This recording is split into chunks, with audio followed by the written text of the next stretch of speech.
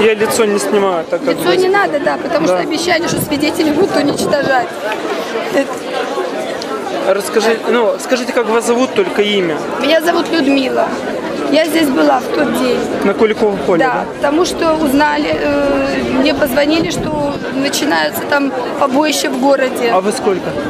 Ой, во сколько это было, я не помню, наверное, в часа 3, может быть в 2, вот так вот.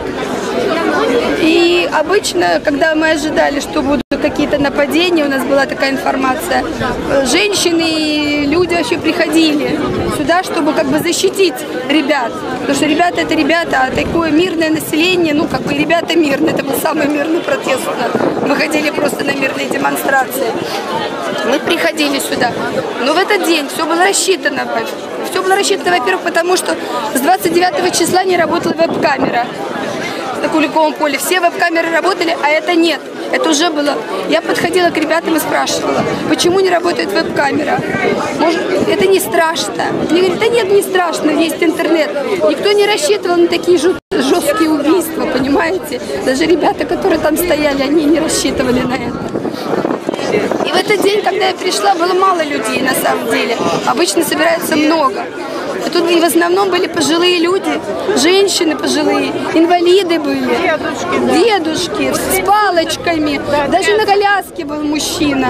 И мы стали делать как бы баррикады, понимаете, хотя бы. Но эти баррикады были смешные, у меня есть фотографии, я распечатаю потом. Они смешные были, потому что не из чего было сделать. Потом я говорила, что я даже через них перепрыгну, я физически подкована достаточно. Но потом решили... На камеру? Да. Я все равно лицо не снимаю. Потом ребята стали говорить, что там наших избивают, давайте пойдем им помогать. Ну мы взяли, что мы взяли? Палки взяли. Понимаете, это женщины, это было смешное зрелище, когда пожилые женщины с палками, там какие-то у кого-то вилы были, но это было смешно, понимаете. Я не могла сфотографировать. То, что перебиваю, да. Лично я знаю, за что стояли те, кто были на Куликовом поле. Но скажите, именно вы своим голосом... За что мы стояли? Вот я вам скажу, что мы уже знаем, какую Украину нам хотят преподнести, в какой мы Украине хотим жить. И те, кто сейчас у власти, и те, кто были, вот, допустим, вокруг этого здания, что, когда люди кричали, задыхались, а эти подонки стояли и кричали «Слава Украине!», вы понимаете? А мы знали, что они такие. Мы против них. Мы хотим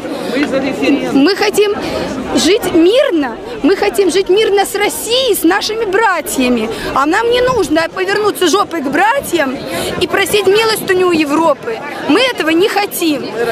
Потому что мы выросли в Советском Союзе. Мы в основном все родились. И нам было хорошо. Да, были сложности, но мы хотим жить с братьями.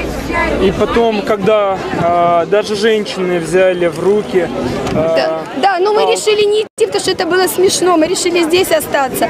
А потом ребята пришли, которые были там, они уже были на Гречестве, они пришли в основном все раненые. Они стали звонить своим там, но люди были все в основном на шашлыках. И, это было спланировано, город вымер, понимаете. Но, ребята, я думаю, что с 45-го года таких отважных ребят не было. Я таких не видела. Один парень, которого я потом видела, там уже убитого по интернету, он лежал, и в него палкой. Так, видали, он был в черном бронежилете и в черном свитерочке с белыми полосочками. Он нам кричал: женщины, уходите, сейчас здесь будет месиво, уходите, женщины. Но мы не могли их бросить, просто не могли. И никто не верил, что такое может быть, понимаете. Я, например, не верила, когда зашла. Я просто зашла с ними, потому что... Вы зашли в здание дома профсоюзов? Да. И мы так забаррикадировались.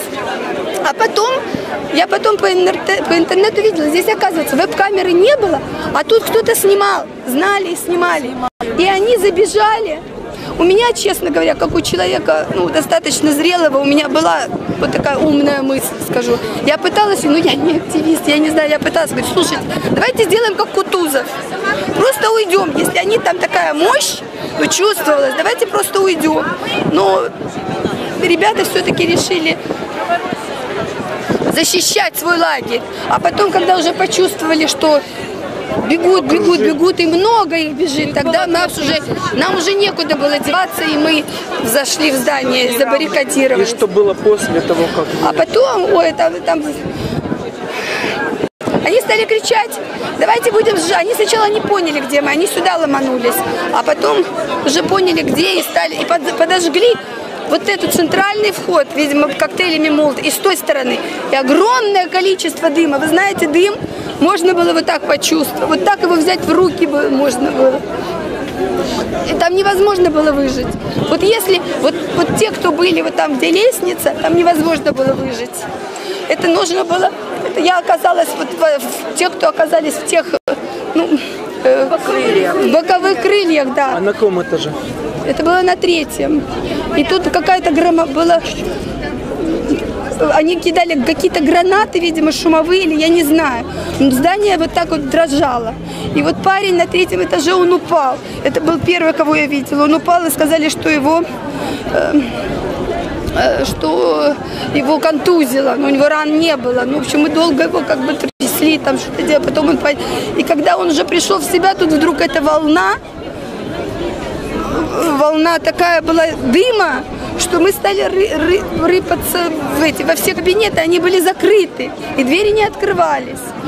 И в каком-то кабинете мы открыли дверь, и вот так у нас было человек 5 или 6, и один мужчина, он, видимо, вдохнул этого дыма, потому что он так как-то быстро пробежал мимо нас в кабинетик маленький и выпрыгнул в окно.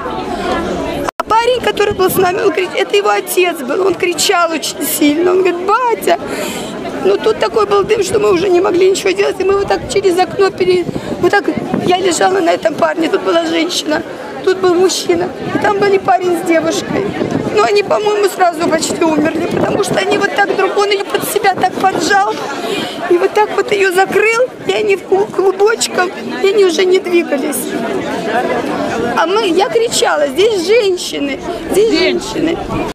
А они кричали, слава Украине, ну что, попали в Россию, в Россию.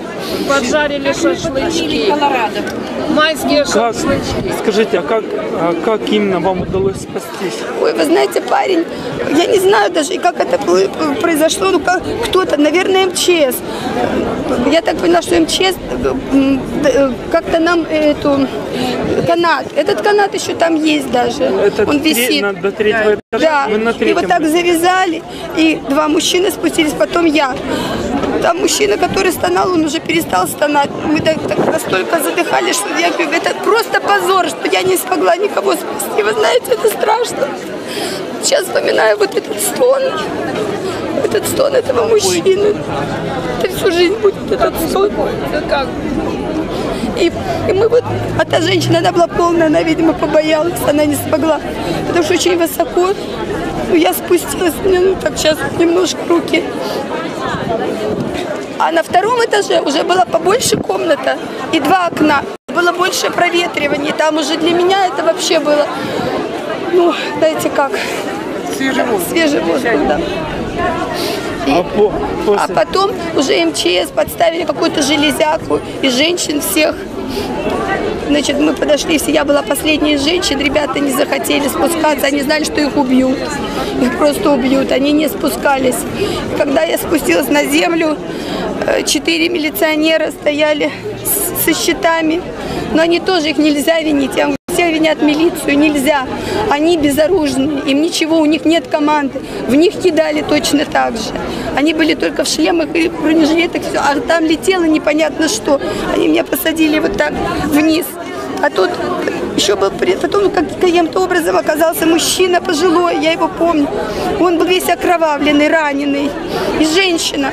И вдруг какой-то правосек подошел, как-то так ухитрился из-под милиционера, и его вот таким сапожищем в лицо как двинул. Тот бедный упал. И эта женщина его стала поднимать, говорит, не спи, только не спи, лежи. И потом эти правосеки ходили, я была уже самая крайняя села, чтобы этого мужчину. И потом летит, все. И я подошла, они подошли, эти правосеки, я уже, ну что я стоять буду? Я подошла к ним, говорю, я могу выйти. И один из них, вы знаете, я вот все-таки я считаю, что Вот все-таки я считаю, что есть люди. Я поняла, что он одессит. Он меня обнял и говорит, я вас выведу. И так вот сделал, расступил, и только мне на ушко спросил, у вас нет георгиевской ленточки? Я говорю, нет, тогда пошли. Вот таким образом он меня вывел. Потому что там говорят, что били женщин, избивали женщин. Я вообще считаю, мое мнение, ну как мое мнение, я думаю, что это мнение всех. Не все из тех, кто приходит сюда, это вот это правительство, которое сейчас, правительство, но это не правительство, хрен знает кто, извините, да, что они воспользовались тем, что молодежь